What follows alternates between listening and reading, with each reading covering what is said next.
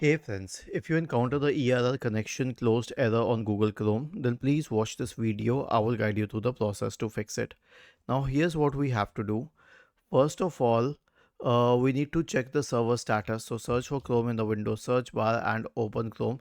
Let us assume that the website is the Roblox website. It can be any website for this matter, but just for the sake of this example. So we'll check for Roblox server status. We will go to status.roblox.com, and then we can check the Roblox server status here. Is it operational or is it down? Okay. Now, once this part is sorted out about the Roblox operational status, the next thing that we need to check is that the cache should not be corrupt. So click on these three dots at the top right corner, select history, click on history once again, select delete browsing data. Make sure the time range is selected at all time. Select delete from this device. Click on these three dots at the top right corner once again. Select help and about Chrome. It will check for Chrome, the latest build of Chrome, and it will update it to the latest version.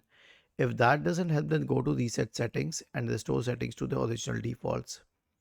Was this helpful? If yes, then please subscribe to the channel. If not, then let us know in the comment section of the video on how we could help you further. Thank you for watching this video and have a nice day.